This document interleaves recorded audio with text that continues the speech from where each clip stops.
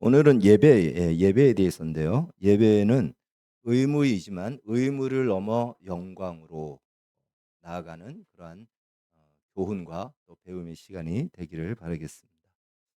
우리가 아마 올드 팝송 중에 한 번쯤은 들어봤을 그 노래가 있는데요. 예. 리브 오브 바벨론이라는 노래가 있습니다. 이 노래가 굉장히 리드미컬하게 불려져서 댄스곡처럼 생각하는데 사실은 정반대입니다. 그 팝송의 배경이 오늘 본문 시편 137 편의 그 내용입니다. 그대로 가사를 거의 그대로 썼습니다. 물론 이제 그 뒤에 베르디가 쓴 오페라 중에 히브리 노예들의 합창이라는 노래가 더 많이 더 장중하게 알려졌지만, 그러나 시편 137 편의 가사를 그대로 적어서 바벨론 포로의 이스라엘 백성들, 유다 백성들의 심정을 그대로 나타내 보인 그 노래는 바로 이 보니엠이 불렀던 리브 오브 바벨론입니다. 뭐 한번 거의 성경 말씀의 팝송이지만 성경의 가사니까요. 오래됐죠. 70년대의 그 영상인데 한번 보도록 하겠습니다. 유튜브에 있는데요. 뭐 이 노래 이제 아신 분들 아마 있었을 것이고, 또 처음 또 아시는 분들도 있을 겁니다. 물론 이제 저기 그 가사에 그 침략자들을 이제 사탄이라고 이렇게 번역을 한 건 있지만, 침략자다 이렇게 이제 이야기할 수가 있습니다. 뭐 이 오늘 본문의 배경이니까요. 그리고 저 안에 제가 설명하지 않아도 그 안에 가사의 내용이나 설명의 내용이 다 있기 때문에 어떤 내용인지는 이제 다 알았으리라 여겨집니다. 통일 왕국이었던 이 이스라엘은 이제 솔로몬 이후에 남북으로 나눠지게 됩니다. 분열 왕국이 되어서 남쪽은 유다, 그다음에 북쪽은 이스라엘 왕국이 세워져서 한 200년 정도를 가면서 북쪽의 이스라엘은 멸망을 하게 됩니다. 우상 숭배에 굉장히 깊이 빠지게 되죠. 우리가 엘리야와 엘리사라는 선지자들 중에서 가장 강력한 선지자들이 바로 북이스라엘의 선지자입니다.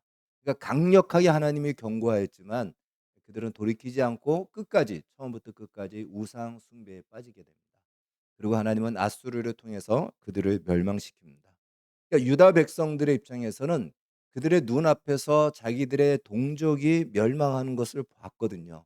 왜 멸망했는지도 압니다. 우상 숭배에 찌들러서 돌이키지 않자 하나님이 멸망시켰다라는 것을 알았음에도 불구하고 그들 역시 우상 숭배의 늪에 빠져서 결국 200년 정도의 시간이 지나서 그들도 역시 이제 멸망하게 됩니다.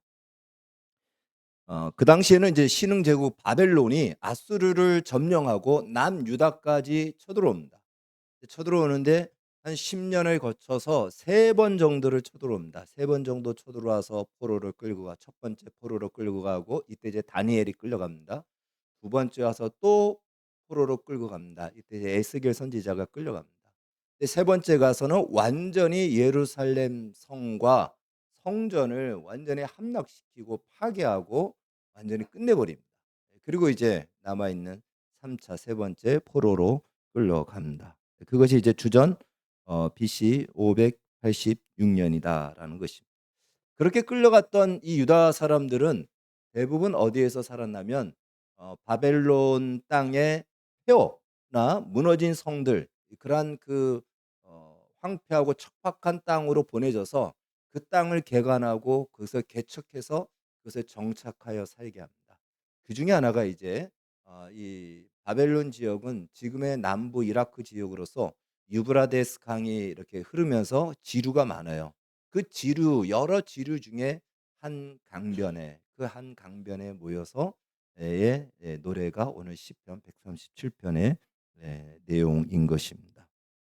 바로 그들은 그곳에서 자기들이 비로소 포로로 끌려오고 난 뒤에 그 강변에서 예루살렘이 있는, 시온이 있는 그쪽을 향하여 하늘을 바라보며 시온을 그리워하며 우리가 오늘 읽은 본문의 시를 묘사를 하고 있습니다. 이 시온은 어떤 곳이냐? 시온은 어떤 특별한 장소가 아니고요. 하나님이 임재해 계시는 성전이 있는 곳이 시온입니다. 그래서 성전이 예루살렘에 있었기 때문에 예루살렘을 보통 시온이라고 지칭을 하고, 바로 그곳에 있는 산들을 시온산이다라고 이렇게 불렀습니다.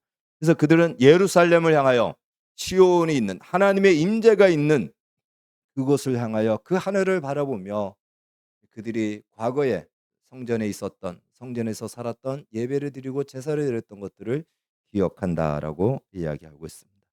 그렇다면 단순히 이들이 고국을 잃어버린 그 아픔은 당연하거니와 그 성전의 건물을 그리워해서 그 건물을 내가 보고 싶은데 못 봐서 그것 때문에 이럴까요? 그렇지 않죠. 바로 성전은 하나님께서 이 성전을 주시기 전에 성막을 주셨는데 성막을 주실 때에 하나님께서 왜 성막을 주신지 목적을 얘기합니다. 출애굽기 25장 22절에 거기서 내가 너와 만나고, 그러니까 하나님이 임재하여 이스라엘과 만나는 장소가 어디냐면 성막이에요. 성전입니다. 그러니까 하나님이 임재해 계시고 하나님을 만나고 하나님 앞에 제사함을 받고 또 하나님 앞에 은혜를 받고 이런 모든 것이 이루어진 거, 하나님을 제사하고 예배하는 거, 바로 그것이 시온이었고 성전인 것입니다. 이 성전은요, 신명기 12장 5절 말씀 같이 읽겠습니다. 시작.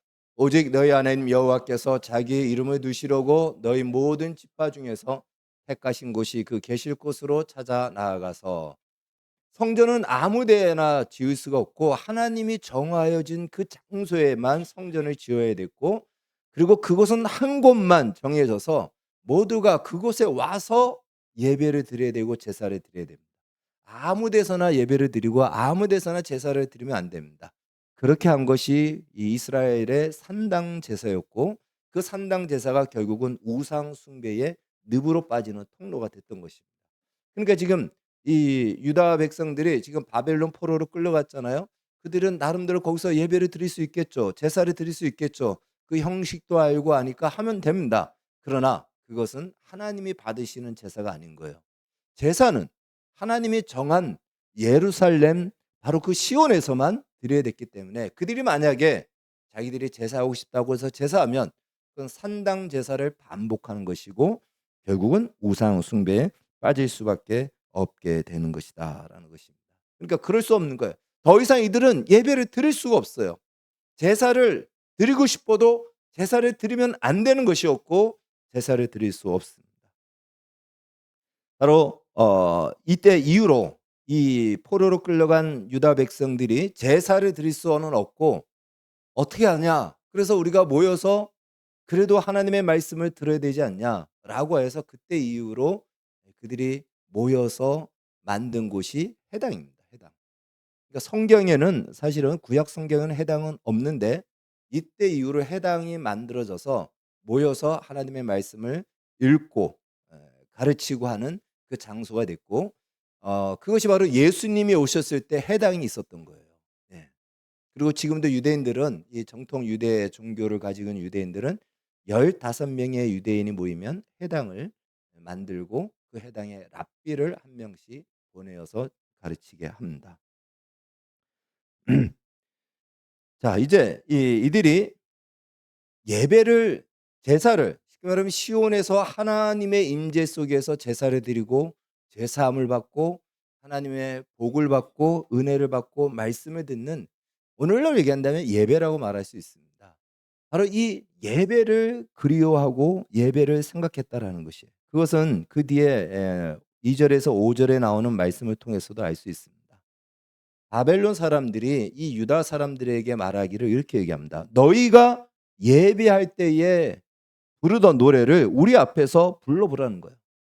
이 지배자들 앞에서 불러봐라. 두둑히 팁도 주고 잘해줄 테니까 그 노래 한번 너희들이 가진 악기를 가지고 신나게 한번 노래해봐라 라고 이렇게 요청을 합니다. 이 지배자들이 이야기하니 그걸 듣지 않으면은 굉장히 불이익을 당할 수도 있고 어려움을 당할 수도 있습니다. 그럼에도 불구하고 찬송은 예배할 때 드리는 찬송은 하나님께만 올려드려야 되는데 이걸 저 이방 사람들을 기쁘게 하기 위해서 그들 앞에서 부른다는 것은 차마 부를 수 없더라는 거예요. 그것이 오늘 본문이고 우리 가사의 내용도 나오잖아요. 그래서 차마 부를 수 없어서 부르지 않겠다라는 것입니다. 이전에는 시온에서만 불렀습니다.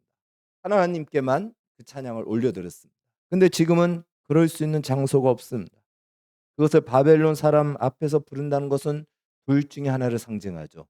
하나는 하나님이 여호와 하나님이 바벨론 신 마르뚝보다 능력이 없어서 그 마르뚝한테 져 가지고 하나님의 백성들을 빼앗긴 것에 대한 하나의 증거가 되는 것이고, 또 하나는 하나님이 유다 백성을 버렸기에 바벨론에가 포로가 되었다라는 분명한 증거가 되는 것이죠. 그럼 하나님이 왜 자기 백성을 버렸을까요? 그들이 끊임없이 순종하지 않고 우상 숭배에 빠지고 하나님의 말씀을 듣지 않았다라는 증거가 되는 거예요.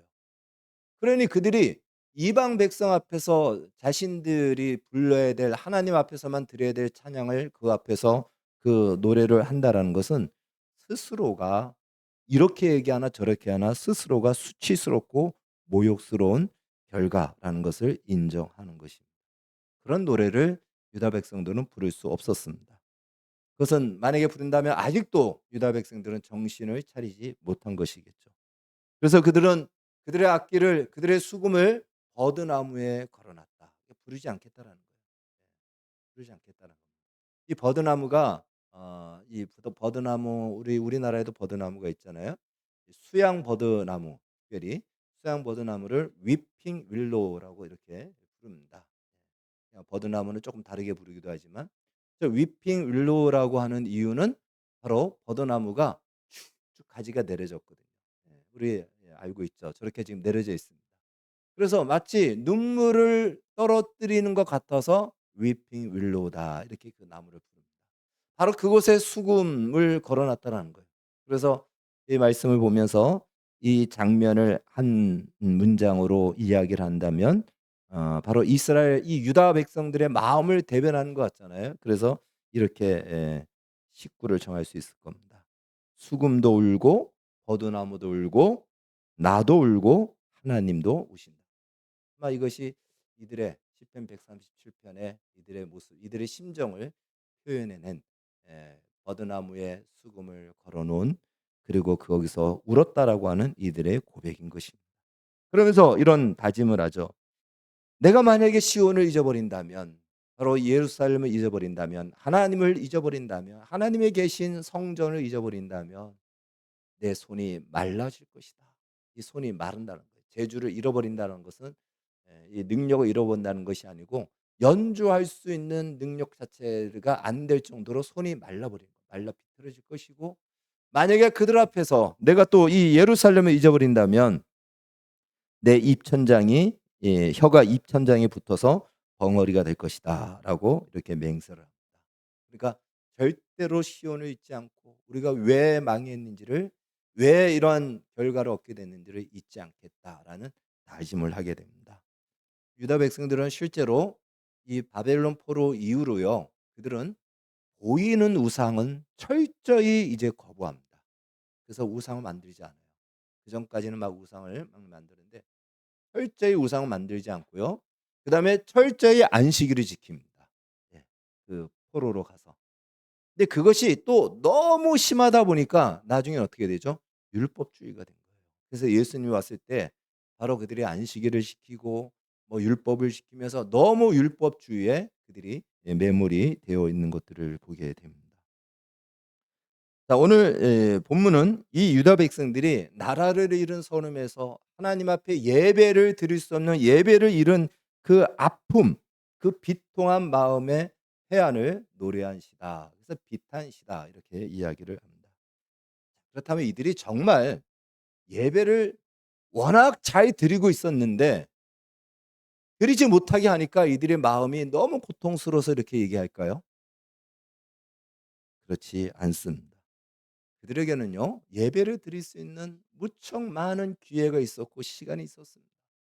저 북이스라엘이 멸망한 이후에도 200년의 시간 동안 있었지만 이들은 끊임없이 우상 숭배를 하고 그것에 인생을, 시간을 다 쏟아붓고 자기들의 정욕과 쾌락을 쫓아가는 것에 그들의 인생의 시간이 다 쏟아본 거예요. 그러고 나서 정신을 차려보니까 이미 나라는 망했고 포로로 끌려왔고 바로 성전도 잃어버렸고 예배도 잃어버렸고 잃어버린 이 상태에 이들이 놓여 있게 된 것입니다. 그래서 그들은 비통한 것이에요. 하나님이 그렇게 우리에게 은혜를 주셨고 기회를 주셨지만 그 기회를 우리가 지켜내지 못했구나. 그 기회를 다 낭비했구나. 잃어버렸구나. 그것 때문에 이들은 더 비통하고 회한에 차고 그래서 더 다짐하고 다짐했던 것입니다. 그것이 오늘 시편 137 편의 이제 주요한 내용입니다. 여러분 지난 팬데믹 동안 우리는 예배가 금지되어지는 기상천외한 그 경우를 우리나라적으로 전 세계적으로 경험하게 되었습니다. 물론 우리 교회는 변함없이 예배를 드렸지만 우리나라뿐만 아니라 전 세계적으로 예배 인원이 국가에서 지정돼서 몇 명 이상은 예배드리지 마라라는 인원을 제한을 하는 이러한 경우도 있었고요. 심지어 방역을 어겼다 또 어떤 문제가 생겼다 해서 예배당을 폐쇄하고 언제까지는 아예 오픈도 하지 마라, 문도 열지 마라라고 하는 이러한 일들도 우리가 겪었습니다. 또 그 와중에 비대면 예배라는 신조어가 만들어져 가지고 비대면 예배라는 말을 세상에서 만들어냈어요. 우리가 만든 말이 아니고. 근데 그것이 너무 익숙해져서 지금은 이 바로 유튜브로 예배를 드리는 거죠. 영상으로 예배 드리는 겁니다. 지금도 이때 익숙해진 사람들이 아직까지도 영상으로 예배를 드리며 이렇게 예배당에 나와서 예배하는 이 일이 아직도 이루어지지 않는 사람들이 약 지금은 한 200만 명 가까이 아직까지 그렇게 예배를 드린다고 합니다. 얼마 전에 지난 5월 27일 날에 유엔 보건기구에서 팬데믹 조약을 통과시키려고 했다가 결렬이 됐습니다. 결렬이 된 이유는요. 나라의 정상들이 반대해서가 아니고 거대 제약사들이 자기들의 이해 충돌하고 이해관계가 얽혀서 맞지 않아서 거대 제약사들이 압력으로 결국은 결렬이 되고 멈췄습니다. 그러나 계속해서 유엔 보건기구는 그것을 통과시키기 위해서 더 준비하고 보완해서 다시 진행하겠다라고 얘기합니다. 이 팬데믹 조약이 체결이 되면 어떤 일이 일어나냐? 그러면 이제 팬데믹이 발생하면 각 나라의 법을 초월하여 유엔 보건기구가 정하는 규칙대로 모든 나라는 움직여야 됩니다. 우리나라의 주권은 상실이 됩니다. 그래서 규칙을 정한 대로 다 따라야 되는 거예요. 예배는 5명 이상 못 드린다 그러면 5명 이상 못 드리게 되고 또 백신은 이걸 써야 된다 그러면 그걸 써야 되고 그리고 팬데믹을 시작하고 종료하고 이 모든 것들을 다 그냥 유엔 보건기구가 다 하는 거예요. 우리나라의 법은 그 아래에 있게 됩니다. 말 그대로 단일 정부 같은 그런 형태가 만들어지는 상황입니다. 팬데믹 조약 내용 안에 그런 내용들이 다 들어가 있는 것입니다. 그런데 사실 우리가 시간이 지나 보니까 예배와 팬데믹에 무슨 관련이 있었죠? 아무런 상관이 없었습니다. 그리고 상식적으로 생각해도 지하철은 되는데 예배가 안 됩니까? 지하철은 운영이 되는데 이 예배당은 다 앞을 보고 있고 그리고 거리 간격이 있고 별로 말도 안 하고 다 마스크 쓰고 찬송만 하는데 예. 이 말이 안 되는 얘기거든요. 그리고 실제로 팬데믹 기간 안에 우리는 아무리 우리 교회 예배당이 작지만 큰 예배당 막 3천 명, 5천 명 들어가는 예배당에서도 50 명만 예배를 드렸어요. 50명 이상은 안 됐던 겁니다. 그렇게 철저히 통제했지만 그 시간에 나왔던 불교 방송을 보면은 불교 방송에서는 버젓이 1,000 명이 모였다, 2,000 명이 모여서 행사를 했다라는 것이 버젓이 방송에 나왔어요, 불교 방송에. 결국은 뭘 얘기하죠? 이 방역 자체가 특정한 우리 기독교를 향하여서만 적용되어졌던 정치적 방역이었다라는 것을 확인할 수가 있습니다. 그래서 그때의 영상을 그 시간의 영상을 다 캡처해 놓은 목사님이 있어요. 불교 방송에서 카톨릭 방송에서 그때 행사했던 것들을 그대로 다 캡처해 놨습니다. 막 1,000명씩 모이고 2,000명씩 모여요. 그게 가능하다는 불가능하죠. 5천 명 모이는 예배당에서도 50명 이상은 예배하지 못하게 철저하게 통제했는데 그러한 일이 일어났다는 것은 사실은 팬데믹 때문에 예배를 제한시킨 것이 아니다라는 것입니다. 바로 우리가 살아가는 시대가 이런 시대가 있다라는 것입니다. 그 과정을 통해서 우리는 스스로 한번 점검을 해 봐야 돼요. 정말 우리가 무엇을 두려워했는가? 정치 박력을 두려워했는가? 아니면 나 스스로가 감염자가 되어서 다른 사람에게 감염을 시킬 것 같아서 나오지 않는 것인지, 아니면 감염될까 봐 무서워서 나오지 않는 것인지. 예. 우리는 과연 무엇을 이런 과정을 통해서 소중하게 여기고, 과연 예배와 이런 모든 것들을 어떠한 가치 기준으로 우리가 정해야 될지 점검되어졌던 지난 시간이었습니다. 비단 팬데믹만이 아닙니다. 지금 전 세계에서 하나님의 말씀을 전혀 두려움 없이 전할 수 있고, 예배를 불안함 없이 예배를 드릴 수 있는 나라는 우리 대한민국이 유일합니다. 여러분 기억하십시오. 전 세계 한 20억 인구가 이슬람이에요. 세계 국가에서 예배를 드린다는 것은 목숨 걸어야 됩니다. 공산 국가에서도 예배를 마음껏 못 드립니다. 검열을 받고 숨어서 드려야 됩니다. 그리고 모든 말씀이나 이런 것들은 다 검열 대상입니다. 뿐만 아니라 서구 유럽 쪽은 특별히 동성애가 이게 허용이 돼 가지고 예배는 드리지만 하나님의 말씀은 어떤 영역에서는 자유롭게 못 전합니다. 그래서 동성애는 죄다라고 이야기한다면 예수 그리스도만이 유일한 구원의 주다라는 것을 강조하면은 차별로 범법으로 걸리게 돼 있습니다. 그러니까 어떤 윤리적인 말씀은 전하지만 진리의 말씀은 못 전하게 되는 거죠. 그것이 지금 해교권 빼고요, 공산권 빼고요, 그다음에 서구 유럽과 미국의 일부까지 다 합해 버리면 그리고 남는 나라가 어디냐면 별로 없어요. 우리 아시아인데 아시아는 이미 공산국가인 중국이 있고요. 예. 그다음에 동남아 쪽에서도 해교권이 있고 별로 없습니다. 베트남도 공산권이고요. 별로 없습니다. 대한민국만이 예배 드릴 때 불안함이 없어요. 힌두권에서도 지금은 예배당을 불 지르고 테러를 행합니다. 그래서 예배를 드리면서도 불안한 거예요. 예배를 드리면서 혹시라도 폭탄 테러가 있지 않을까 불안합니다. 그런데 우리 대한민국은 예배 드리면서 불안합니까? 우리가 불안함을 가지고 예배드리나요? 전혀 그렇지 않아요. 하나님의 말씀을 전하는데 진리와 진리의 말씀을 전하는데 제한을 받습니까? 그렇지 않아요. 진리를 들을 수 있는 유일한 곳입니다. 그것이 바로 우리 대한민국에서 드리는 예배라는 것입니다. 바로 이렇게 예배를 드리는 것을 우리는 너무 익숙하고 그러다 보니까 '당연히 그런 거 아니야.'라고 우리는 당연하게 생각을 합니다. 그러나 실제로 당연하지 않다.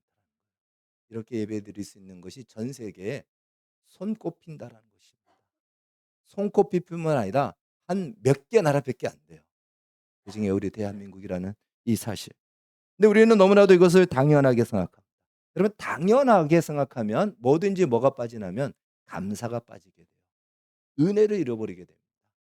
당연하다 보면은 그것은 마치 내가 해도 되고 안 해도 되는 나의 선택의 권리 옵션으로 생각할 때가 있습니다. 내 마음대로 할 수 있다라고 생각하는 것이죠.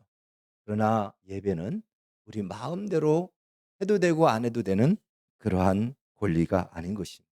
물론 세상을 향해서는 우리는 예배할 권리가 있고 예배할 자유가 있다라고 우리는 주장해야 되겠지만 하나님과 관계 속에서는 이 예배를 내 마음대로 해도 되고 안 해도 된다라는 이러한 권리를 주장할 수 있는 그것이 아니다라는 것입니다. 예배는요, 구원받은 백성의 의무입니다.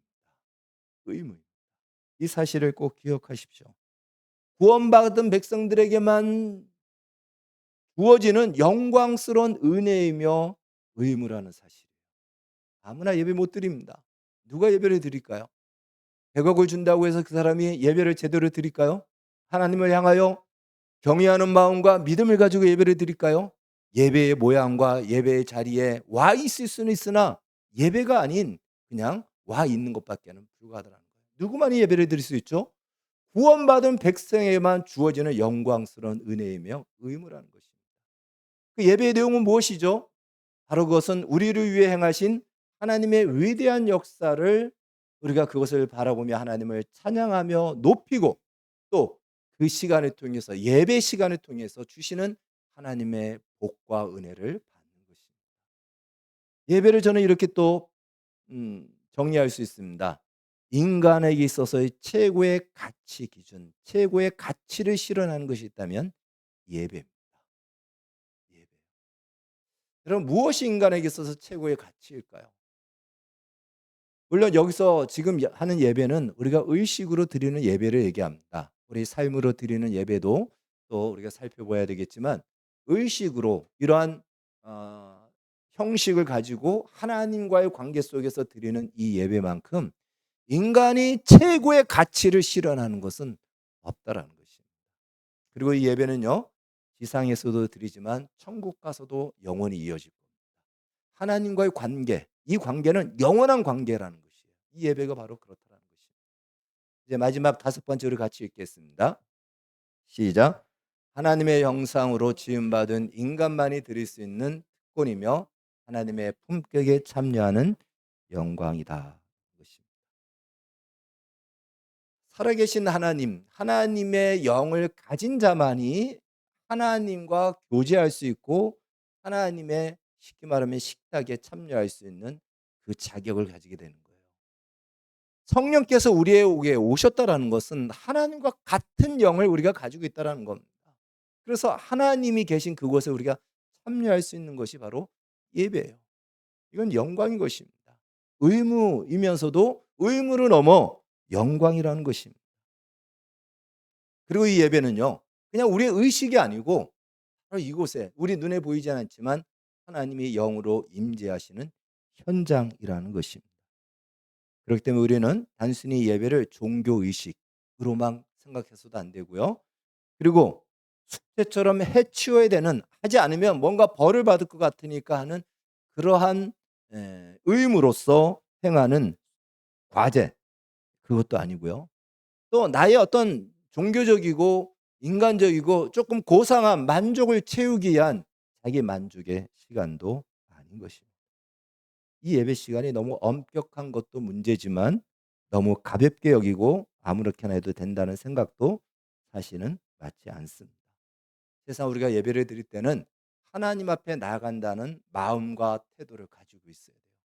그러니까 하나님의 존전, 하나님 앞에 선다라는 바로 그 하나님 앞에 선다는 의식을 가지고 예배에 참여하고 들어와야 된다라는 것입니다.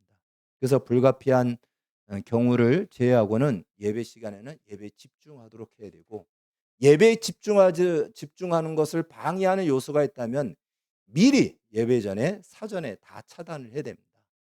물도 미리 마시고 화장실도 미리 갔다 오고 그래서 물론 이제 예배 중에 급하게 일어난 일들이야 어떠할 수가 없겠지만 그전에 할 수 있음에도 불구하고 예배 시간에 만약에 그렇게 한다는 것은 그것은 이 예배를 우리가 가벼이 여기는 그러한 처신이다라고 볼 수 있습니다. 그래서 예배에 집중력 있게 예배를 드려야 되고 이 예배에 앞서서 예배 시간에 앞서서 미리 와서 준비하는 것도 그래서 필요한 것입니다. 뿐만 아니라 왜 우리가 예배 전에 미리 와서 준비하고 모든 것들을 예 물을 마시는 것도 그전에 하고 또 밖에서 마시던 커피는 정리하고 들어와야 되느냐? 나중에 예수 믿을 우리의 후배들이 우리를 보고 배우기 때문에 본보기가 되기 때문에 그렇습니다. 그래서 이것은 우리의 부모가 자녀들에게도 예배를 가르쳐 줘야 되고 먼저 믿은 사람이 우리의 후배들에게 본이 되어서 이렇게 하나님을 예배하는 것임을 우리의 삶으로 우리의 모습으로 나타내 보여줘야 된다라는 것입니다. 80년대에 모퉁이돌 선교회 이상 목사님이 북한 사역을 하는 중에 연변의 도문에서 탈북한 할아버지를 만났습니다. 동굴에서 예배를 드렸는데 그 할아버지가 80년대 70대가 넘었으니까 이제 해방 전에 이미 예수를 믿고 북한에서 살았던 분입니다. 근데 북한의 억눌림 속에서 신앙은 가지고 있지만 예배를 못 드리잖아요. 마음껏 소리 높여 찬양을 할 수가 없는 거예요. 들키면 죽으니까. 그래서 그분이 탈북을 해서 이 이상 목사님을 만나고 거기서 마음껏 찬양하며 예배를 드렸습니다. 그러면서 하는 말이 "내가 죽기 전에 한 번이라도 소리 높여서 찬양하고 죽으려고 탈북을 했다."고 하면서 예배를 드리고는 다시 북한으로 들어갔습니다. 여러분 찬양하는 거 우리는 뭐 자연스럽고 당연한 거 당연한 거 아니냐라고 하지만 지하교회에 있는 북한이나 그 외에도 지하교회에 있는 많은 이슬람 지역에 있는 사람들은 소리 한 번 내지를 못하는 거예요. 소리 내서 찬양하고 싶은 것이 그들의 꿈인 것입니다. 우리에게 이렇게 주어진 기회에 우리는 얼마나 마음껏 소리 내서 찬양할 수 있겠습니까? 이 기회를 놓치지 않기를 바라겠습니다. 이집트는 우리가 잘 알고 있듯이 국민의 90% 이상이 다 이슬람입니다. 과거에는 기독교였지만 이슬람이 다 돼버렸죠. 이 이슬람 국가 동맹에서도 형님 노릇을 하는 것이 이제 뭐 사우디, 이집트 이렇게 이야기를 합니다. 그런데 지금도 그곳에 그리스도인들이 있고 kop트 종교라고 합니다. 그들은요, 그 이슬람 사회에서 아무리 똑똑하고 아무리 능력이 있어도 사회적으로 진출할 수가 없는 거예요. 예수 믿는다라는 이유로. 승진도 안 되고 중앙의 자리에 나갈 수도 없고 항상 억울하게 손해를 보고 외면을 당하고 무시를 당합니다. 좋은 직장에 갈 수도 없고 정부 기관에 들어갈 수도 없고 이렇게 불이익을 당하면서도 그들은 신앙을 붙잡고 이 예수 그리스도를 믿는 믿음을 지켰던 것이죠. 그래서 한 번은 이슬람의 이 지도자들이 이들을 불렀습니다. 부르고는 이렇게 얘기합니다. 이 크리스찬 리더들에게 너희에게 신앙의 자유를 주겠다. 대신에 너희는 모가탐이라는 곳에 가서 쓰레기를 분리수거하며 거기서 살아라라고 하는 거예요. 이 모가탐이라는 것은 바로 이집트의 수도 카이로에서 나오는 모든 쓰레기가 다 그곳에 와서 거기서 이제 태워지고 거기서 하는 쓰레기 분리자인 거예요. 너희들이 그곳에서 산다면, 그곳에서 그 일을 하며 산다면 그렇다면 그곳에서 예배를 드리는 걸 자유롭게 허락하겠다. 그런데 수많은 사람들이 그걸 당장 선택을 합니다. 예배를 자유롭게 드릴 수 있다는 이유로 그들은 마다하지 않고 쓰레기장에 가서 그들의 평생을 살면서 이제 주일이 되면은 깨끗이 목욕을 하고 옷을 입고 동굴에 모여서 수만 명이 모여서 예배를 드리며 그 신앙이 지금까지도 이어져 내려오고 있는 것입니다. 여러분, 우리가 금요일마다 기도하듯이 기도하는 것처럼 지하교회 성도들은 목숨 걸고 예배를 드립니다. 세상 사람이 볼 때는 왜 예배에 목숨을 걸어라고 얘기하겠지만 예배는 우리의 목숨 이상의 가치이기 때문에 그렇습니다. 여러분, 예배 없는 인생은 지푸라기 인생과 같은 것이죠. 만약에 예배가 없다고 한번 생각해 보십시오. 어쩌면 우리 젊은 학생들은 정말 자유롭다 아마 생각할 겁니다. 어쩔 수 없이 부모님 때문에 예배에 따라 나와야 되고 그래야 되는데 예배가 없다면 얼마나 시간이 많을까. 이것도 하고 저것도 하고 잠시는 아마 좋을 겁니다. 그러나 예배가 없다고 생각해 보십시오. 우리 인생 속에서 예배가 사라졌다고 생각해 보십시오. 성도는 더 이상 어디로 가야 될지 무엇을 향하여 나아갈지를 다 잃어버리게 되는 거예요. 우리가 매번마다 예배를 드리면서 우리의 가치를 다시 되새기거든요. 하나님의 뜻이 무엇인지, 하나님이 내 인생을 향해서 말씀하시는 것이 무엇인지 비로소 점검이 되는데 예배가 없다면 아무것도 우리를 점검할 수 있는 것이 없어요. 그저 세상 사람들이 살아가는 것처럼 똑같이 그 가치를 따라서 헛된 것을 자랑하다가 자랑하는 그 모든 것들이 마지막에 자기 인생에 아무것도 대신해 줄 수 없는 자신의 노화를 막아줍니까? 죽음을 막아줍니까? 우리 인생의 심령에 진정한 만족을 줍니까? 기쁨을 줍니까?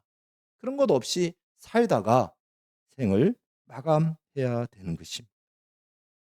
바로 예배가 없다면 그렇게 살게 되는 것이죠. 그리고 나서 시간이 한참 지나서 청춘 시간이 다 지나서 이 예배가 얼마나 소중한지를 비로소 알게 될 것입니다. 예수님은 우리에게 신령과 진정으로 예배하라. 그리고 하나님은 그렇게 예배하는 자를 찾는다라고 말씀하셨습니다. 여러분, 신령과 진정이라는 말은 우리의 마음과 진실함을 다하여 정성을 다하여 이렇게 생각하는데 그건 당연히 포함되는 거예요. 그러나 원어적으로는 영과 진리입니다. 영과 진리인데 그 영과 진리란 무엇이냐? 성령을 의지하여 우리의 예배하는 것은 우리의 힘으로 하는 것이 아니에요. 성령을 의지하여 진리는 누구죠? 내가 곧 길이요 진리요 예수 그리스도입니다. 예수 그리스도의 이름으로 예수 그리스도의 이름 안에 담겨 있는 복음의 내용, 하나님의 행하신 위대한 은혜의 역사들, 그 계획들, 이 모든 것들을 가슴에 품고 그 은혜와 믿음을 가지고 하나님 앞에 예배하는 자, 그 예배하는 자를 하나님이 지금도 찾으신다라고 말씀하고 있습니다. 유다 백성들은 예배의 기회를 다 잃어버렸고 바벨론 강변에서 시온을 그리워했던 것을 보게 되면 그들은 불순종했다라는 그 증거죠. 그 자체가 예배를 다 스스로 포기하고 우상 숭배에 빠졌던 불순종. 그 결과가 시온의 하늘만 바라보는 그 안타까운 현실을 맞이하게 된 것입니다. 우리도 예배할 수 있는 기회를 우리가 다 잃어버린다면 우리 인생의 바벨론 강가 강변에서 어쩌면 예배할 수 있는 좋은 기회를 회한하며 어쩌면 그것을 안타까워하고 아쉬워하며 그 자리에 설 수가 있을 것입니다. 지금 기회가 주어졌을 때 예배하기를 힘쓰시고 이 예배와 대체할 수 있는 어떤 것도 없다라는 사실을 꼭 기억하시기를 바라겠습니다. 모든 공예배가 다 그래야 되겠지만 주일 예배만큼 우리가 정말 준비를 하시고요. 어떤 웅장한 시설과 이런 것들이 중요하지 않습니다. 예배하는 우리 한 사람, 우리의 마음과 우리의 자세가 중요한 것이죠. 정말 힘을 다해 준비하시고 집중하시기 바라겠습니다. 예배 전에 와서 준비하시고 또 우리 하나님 앞에 그날에 드릴 예배를 위해서도 기도하시기를 바랍니다. 그것이 나중에 예수 믿고 오는 사람에게 좋은 귀감이 된다라는 것입니다. 또 집중하기 위해서는요. 예배 시간에 좋은 컨디션을 가져야 돼요. 그래서 예배 시간이 되면 예배를 위해서 그 전날에 충분한 숙면을 취하셔야 됩니다. 그렇지 않으면 예배 시간에 집중하기 어렵고 예배 시간에 졸리기도 하고 또한 잠이 더 오기도 합니다. 왜? 이 참 말하는 것이 듣다 보면은 제가 막 소리를 막 지르는 것도 아니잖아요. 그러다 보면 잘 이게 졸릴 수가 있거든요. 그래서 내가 최대한 좋은 컨디션으로 하나님의 임재를 생각하며 깨어 있도록 하셔야 됩니다. 예. 물론 참 졸면서도 예배를 드는 건 대단한 겁니다. 근데 이왕이면 그 시간을 유익한 시간으로 우리가 삼아야 된다는 것이죠. 예. 그래서 예배가 있다면 내가 그날에 자신 없다면 그리고 그것이 습관적으로 나타난다면 그 전에 충분한 숙면을 취해서 예배 때 정말 깨어서 우리 주님 앞에 예배하는 예배에 집중할 수 있도록 이 예배에 우리의 인생의 포커스를 다 맞춰야 됩니다. 저는 예배 하나만 잘 드려도 인생은 성공했다라고 여겨집니다. 여러분 한번 돌아보십시오. 우리가 뭘 얼마나 대단히 많이 하겠습니까? 선행을 한다 해도 얼마나 대단히 많이 하겠습니까? 상황적이고 또한 뭔가 이 상대적일 때가 많잖아요. 그러나 예배는 상대적이진 않잖아요. 하나님 앞에 예배드리는 거. 그거는 자랑하셔도 될 것 같아요. 그건 자랑하는 것이 나를 자랑하는 것이 아니고 하나님이 나로 하여금 그 예배의 자리를 지킬 수 있도록 은혜를 주셨다라는 이 자랑인 것이죠.